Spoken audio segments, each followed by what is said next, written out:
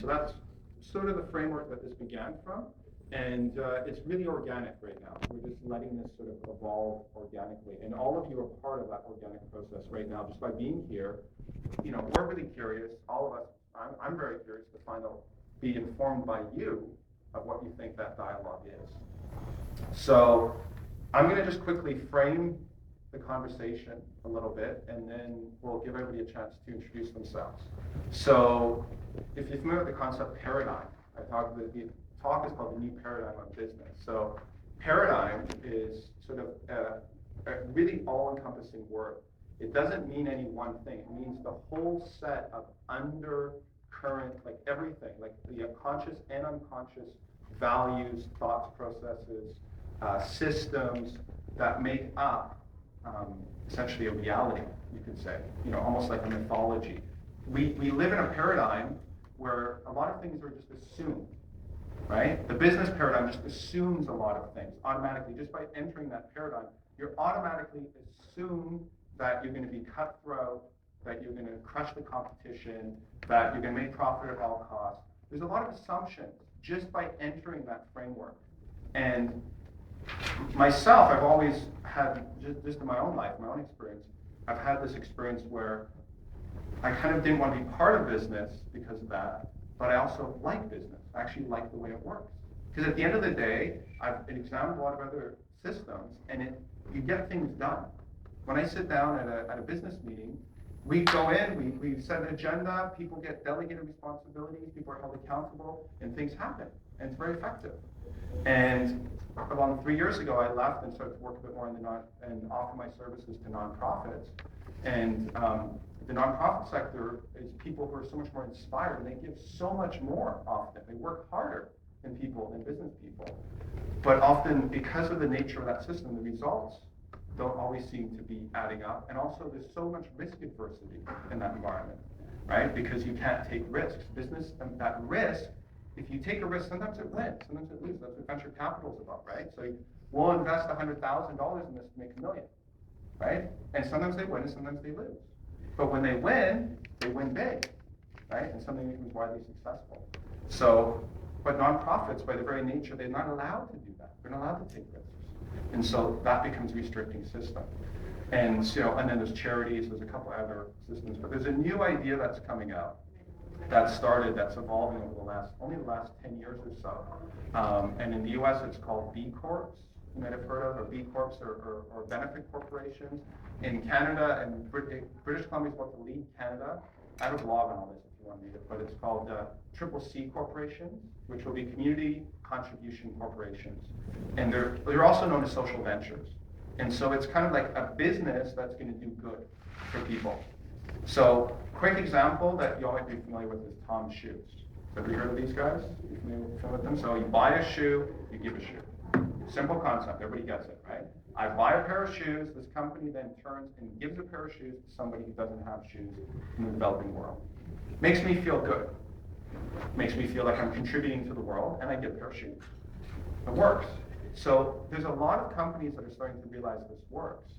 But it's still, and hopefully everybody has this, and if you don't, you can grab one. But if you look at the back, this is sort of one of my favorite charts right now in my life, it's the innovation adaptation curve. Has anybody read the book called The Tipping Point? Yep.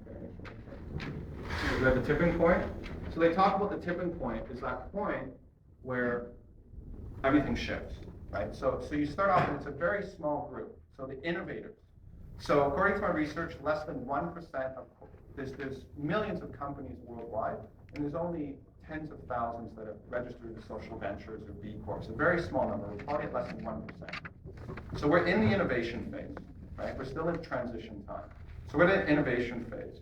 However, with the introduction of government law, right, when the government starts to recognize these companies and give them space to operate, my sense is that's when we're going to get a lot more early adopters. And if you see that number grows quite a bit, it goes from 2.5% from a very small group. The early adopters about 13%. If we had 13% of companies doing that, that would be changing a lot of things very quickly. And then you have the tipping point, the chasm, as it's described in this. And this is a gentleman sociologist who developed this curve in the late 70s, early 80s, I believe. I remember. Yeah, 70s, yeah, so it's, yeah, back then. You remember meeting the guy? So that's when he introduced this. And if you read at the bottom, the thing that you have to think about, the thing that we have to remember, is trying to convince the masses of a new idea is just completely useless. It's completely useless. Don't even bother, right, is what this is saying. Is what you need to do is you need to convince the innovators, and then get the innovators to shift the paradigm to get the early adopters. And then the early adopters will then create the tipping point. And so these cycles tend to, cycles of everything tend to go, in the past, take a long time. But we all know we're living in a highly accelerated world. So the tipping point, in my opinion, could be really close. If we just get past this initial hurdle that we're at, past this innovation phase, we could have early adoption just take off, and then a tipping point come very quickly. And the public wants this. So there's a report that was released 1 year ago, next month, called the Cone Report. And it was the largest report ever done on social ventures, the first major study. They asked 10,000 people in 10 countries. And what's really interesting with this report is they didn't just do it in the US and Canada and Britain. They did it in the BRIC countries, right? If you're familiar. So Brazil, India, Russia, and China. So they really went and looked at the world. And they said, what do you guys think businesses should do? What do you think business should be about? And get this, 94% of the people surveyed said businesses should be about more than just profit. 94%. Only 6% of the people on this planet, according to the study, of course it's a study, but I don't know, my own experience is that probably only 6% of people, probably less than I know, but 6% of the people in general think companies should just make money at all costs. So, but that's the paradigm. That's the paradigm, right? So, what is it going to take for this innovation to spread? And how is that going to happen? And where are we at? What's going on right now? And so that's kind of where I'm hoping to start the dialogue, and let sort of our panel and you kind of decide where we take it from here. And what can we do in our city? Because we're very fortunate, we live in a unique city. The market is very strong here. If you look at companies that are environmentally focused or socially, supportive, I mean, they do really well in Vancouver, So what is it that we can do to participate in that dialogue more effectively and start to work together more collectively as well? Because as we know, part of the reason this dialogue is happening at Open Space, because Vancouver is very much isolated, right? People work in their silos. I work in my nonprofit doing my thing, or my business, or doing my firm here and there, and we're all disconnected. And because of that disconnection, things can't happen. So if we create better connections, then we build this curve more effectively. We can be part of that innovation, driving that innovation. So that's where I'm hoping to sort of start our dialogue. And by the way, I didn't even introduce myself. Geez, I jumped right into it. So my name's Elias. Just for a little bit of my background is I was actually born in Vancouver, and so I grew up, and my parents were actually completely alternative. They were total hippies.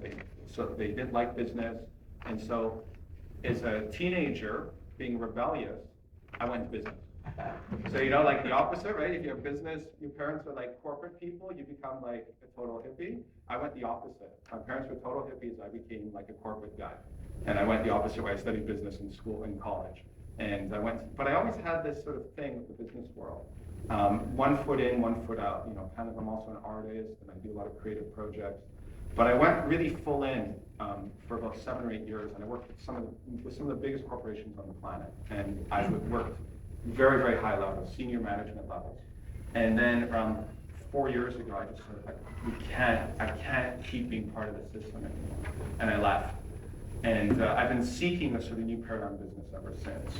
So I've been there, but I know how they work from the inside. I've been at very, very high levels in management in those companies.